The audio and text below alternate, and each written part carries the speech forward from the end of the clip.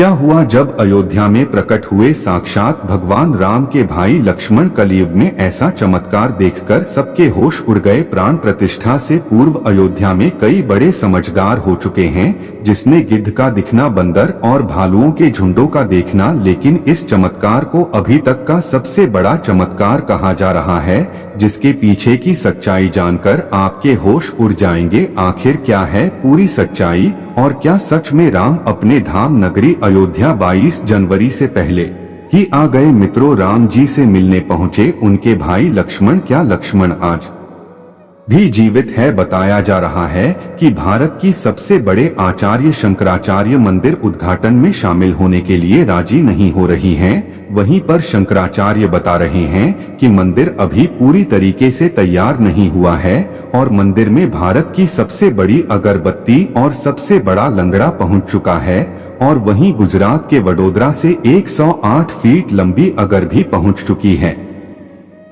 जिसका वजन 3500 किलोग्राम बताया जा रहा है। राम भक्तों ने 21 क्विंटल का घंटा भी मंदिर में स्थापित कर दिया है और मंदिर की जगह के लिए राजस्थान से 650 किलो देसी गाय का घी मंदिर में पहुंच गया है। वहीं पर नेपाल के जनकपुर अयोध्या के लिए एक साथ 500 से ज्यादा उभार बांधकर जनकपुर वासी अयोध्या ला रही हैं। वहीं आपने देखा होगा राम अपने प्रभु श्री राम के लिए कई सारे उपहार भेज रहे हैं, जिसने बताया जा रहा है तो कोई भगवान राम की खड़ा हो तो कोई परिसर भेज रही हैं। आज की इसी वीडियो शुरुआत करने से पहले अगर आप एक सच्चे सलाह राम मंदिर बनने से खुश हैं, इस वीडियो को लाइक करें और कमेंट बॉक्स में जय श्री राम जो लिखें। अयोध्या में राम मंदिर की प्राण प्रतिष्ठा की तैयारी जोरों शोरों से चल रही है।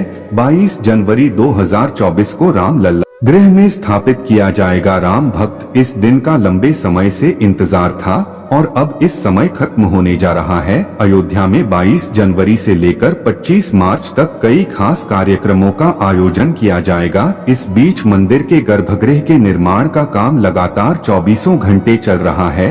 22 जनवरी को राम मंदिर में राम लल्ला की प्राण प्रतिष्ठा होने वाली है। किसी भी मंदिर में की जाने वाली भगवान की मूर्ति की प्राण प्रतिष्ठा का बहुत महत्व होता है। मूर्ति की प्राण प्रतिष्ठा के बिना भगवान का पूजन अधूरा माना जाता है। हमारे यहाँ है आदि वीडियो में बताते हैं कि प्राण प्रतिष्ठा या होती है, और जानेंगे लक्ष्मण राम मंदिर में प्रकट हुए घर में किसी भी मूर्ति की प्राण प्रतिष्ठा बहुत महत्वपूर्ण मानी जाती है। प्राण प्रतिष्ठा मूर्ति स्थापना के समय किया जाता है। इसी की मूर्ति की स्थापना के समय उस प्रतिमा रूप को जीवित करने की विधि प्राण प्रतिष्ठा कहलाती है। प्राण जीवन शक्ति और प्रतिष्ठा का अर्थ स्थापना होता है।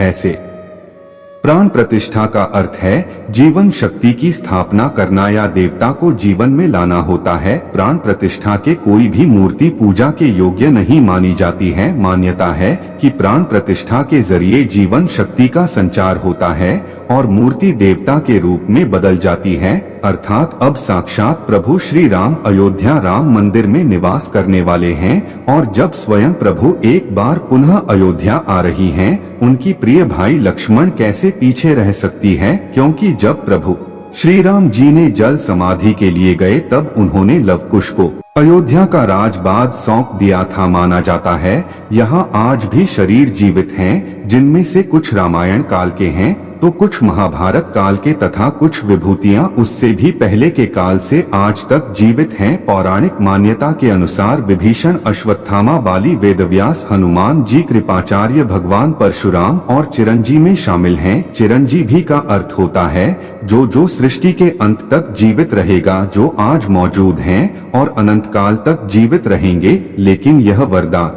आखिर किसने दिया, ये बड़ा जानने का विषय है। भगवान राम के बाल्यकाल से ही धर्मपरायण रहे। वहाँ अपने बड़े भाई रावण की धर्म विरुद्ध कार्यों का विरोध भी करते थे। उन्होंने लंका युद्ध में भी धर्म का पालन करते हुए भगवान राम का साथ दिया। इसलिए प्रभु श्री राम ने इसके अंत तक अजर अमर रहने का वरदान दिया। जब युग का अंत होगा, समय भगवान विष्णु एक बार फिर से अवतार लेंगे, जिसका नाम कलिंग होगा। तब ये 8 चिरंजीवी भगवान कल्कि का साथ देंगे और इससे सतयुग की स्थापना करेंगे। इसका मतलब यही निकलता है शायद आज भी जीवित है। लेकिन आखिर प्राण प्रतिष्ठा से पहले उन्हें राम मंदिर में उन्हें कब और कैसे देखा गया, जो घटना हम आपको बताने वाले सुनकर होश उड़ जाएंगे। यह घटना 11 जनवरी रात्रि 12 बजे की रोजाना की तरह है। सभी मजदूर राम मंदिर के गर्भगृह का कार्य करके अपने कर्मभूमि विश्राम कर रहे थे। तभी मजदूरों को मंदिर के अंदर से प्रभु श्री राम के नाम जप की ध्वनि सुनाई दी। किसी भी अन्य व्यक्ति को रात्रि के समय राम मंदिर में घुसने की अभी अनुमति नहीं है। तब उन्हें ऐसा लगा कि शायद इसी आसपास के मंदिर द्वारा उन्हें ध्वनि सुनाई दे रही होगी, तो सभी मजदूर रात्रि में वापस हो गए। लेकिन सुभाष नाम की एक मजदूर को लगातार यह बात खटक रही थी। उसे वहां आवाज राम मंदिर से ध्वनि प्रतीत हो रही थी, तो उसके मन में जानने की उत्सुकता हुई, आखिर इतनी रात्रि को राम मंदिर के अंदर राम नाम का जाप कौन कर रहा है। उसने अपने साथियों को उठाना चाहा, लेकिन सभी गहरी नींद में थे। तब सुभाष अकेले ही राम मंदिर परिसर में पहुंचा दे। काफी महीनों से राम मंदिर के निर्माण कार्य का हिस्सा था। उसे राम मंदिर का एक एक दरवाजा, एक एक कोना अच्छी तरह से पता था। जब उसने राम मंदिर के गर्भगृह में झांक कर देखा तो वहां पर एक बहुत ही दिव्य पुरुष, जिनके अंदर से काफी तेज हो रहा था, वे अपने हाथ में माला लिए राम नाम का जाप कर रहे थे। ऐसा लग रहा था मानो भी काफी दिव्य पुरुष हो और किसी पौराणिक समय से आए हो। उनके बैठने का तरीका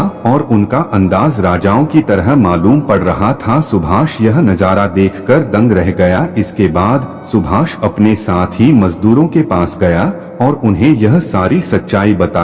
और जब सब मिलकर राम मंदिर गर्भगृह तक पहुँचे तो सभी के होश उड़ गए, क्योंकि तब तक गायब हो चुके थे, जो कि रात्रि का समय चल रहा था। तो सभी लोग सुभाष की बातों को समझ रहे थे और कोई भी उसकी बात को मानने को तैयार नहीं था। लेकिन सुभाष जानता था उसने जो देखा है वहाँ बहुत बड़ा चमत्कार है। लेकिन उसके मन में एक ही सवाल था कि रात्रि 12 बजे राम मंदिर में राम नाम का जाप करते हैं पुरुष आखिर कौन, क्योंकि आज के समय में किसी भी पुरुष के अंदर इतना तजे नहीं हो सकता। उनका संबंध पौराणिक काल से ही हो सकता है।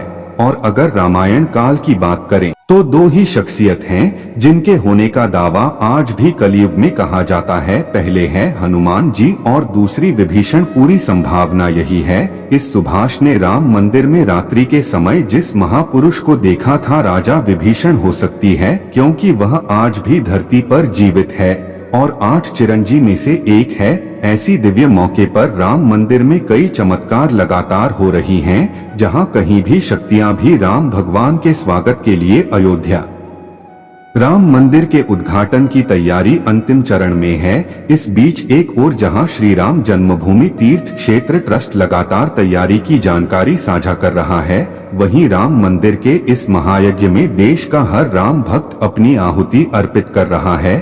आने वाली 22 तारीख के मौके पर कई संत महात्मा, जिन भक्तों ने राम मंदिर के लिए संघर्ष किया, वो सभी अयोध्या पहुंचेंगे। न केवल 22 जनवरी को बल्कि 12 जनवरी से ही मेहमानों का अयोध्या जाने का सिलसिला शुरू हो जाएगा। राम नगरी में 11,000 से ज्यादा वीआईपी मेहमानों के स्वागत की तैयारी की जा रही है।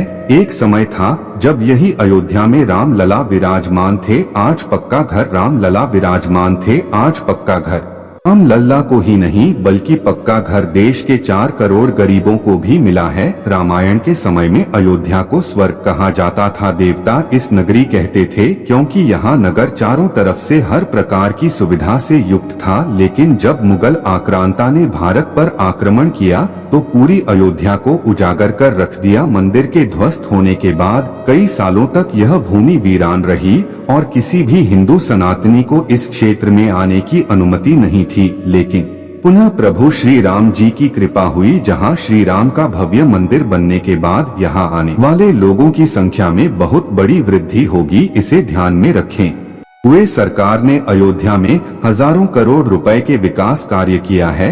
राम मंदिर की प्राण प्रतिष्ठा से पहले प्रधानमंत्री मोदी ने अयोध्या में अलग अलग विकास कार्यों का उद्घाटन किया और महर्षि वाल्मीकि इंटरनेशनल एयरपोर्ट अयोध्या धाम ही लोगों को दिया पूरी तरह से श्री राम से जुड़ी सजावट सीखने को मिलेंगी। सोचिए, आप सभी को एयरपोर्ट के अंदर घुसते ही हमेशा लगता है कि हम इसे रामायण काल में आ गई हो। आपको बता दें कि इस एयरपोर्ट को 20 महीने के रिकॉर्ड समय में तैयार किया गया है। सरकार की ओर से 100 एकड़ भूमि मुहैया कराई गई थी भगवान राम का वनवास पूरा करके। और जब भगवान श्री राम अयोध्या पहुँचे थे, अयोध्या से घर घर में दिवाली मनाई गई थी, हर घर में दीपक प्रज्वलित किए गए थे।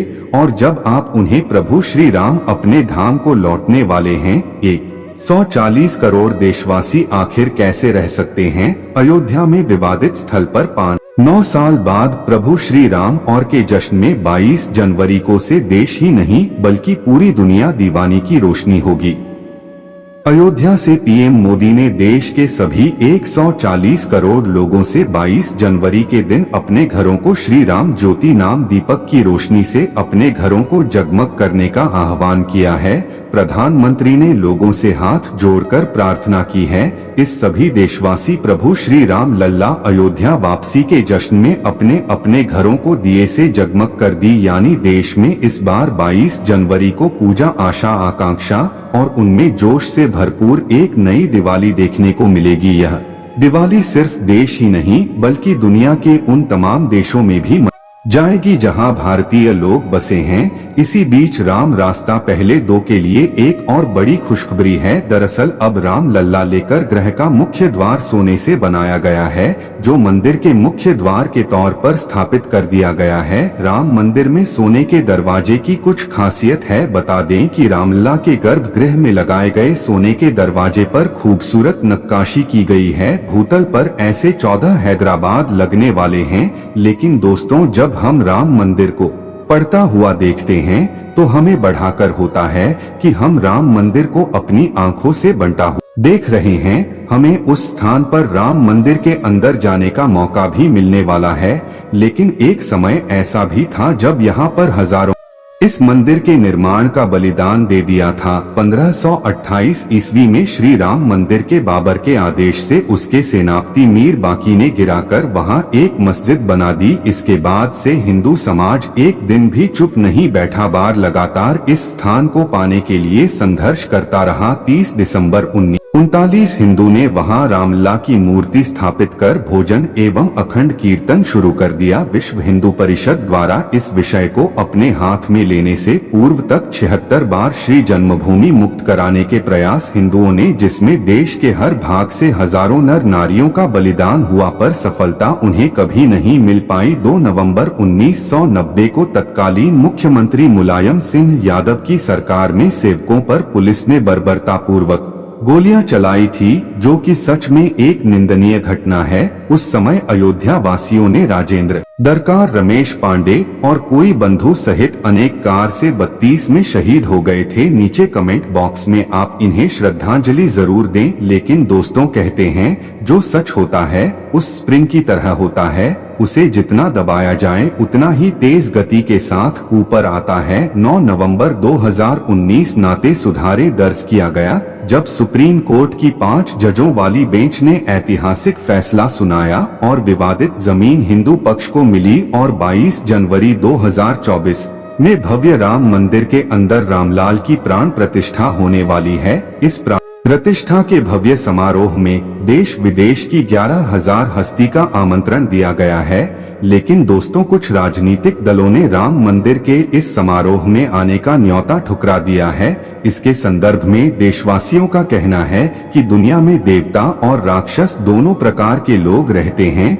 देवता मंदिर में प्रवेश कर सकते हैं, लेकिन राम मंदिर के अंदर नहीं जाते हैं। जो राजनीतिक दल मंदिर के प्राण प्रतिष्ठा में आने से मना कर रहे हैं, उन्हें राक्षसों के साथ जोड़कर देखना गलत नहीं होगा। जल्द ही राम मंदिर आम जनता के लिए भी खोल दिया जाएगा। राम मंदिर की भव्यता लोगों के मन में राम मंदिर को लेकर के पूछा, और साथ ही साथ अयोध्या शहर का विस्तार उन सभी बलिदानों की आत्मा को है शांति प्रदान करेगा और देश की प्रगति में भी जरूर सहयोग करेगा। हम दोस्तों आशा करते हैं आज की वीडियो के माध्यम से आप राम मंदिर को और उसके इतिहास को करीब से जान पाए होंगे। सभी हमेशा करते आज की वीडियो आपको पसंद आई होगी, लाइक जरूर करें और कमेंट बॉक्स सभी कार सेवकों के बलिदान के प्रति श्रद्धांजलि अर्पित करें। उम्मीद करते हैं दोस्तों आपको यह जानकारी पसंद आए तो वीडियो को लाइक, शेयर और चैनल को सब्सक्राइब जरूर कर दीजिएगा। जय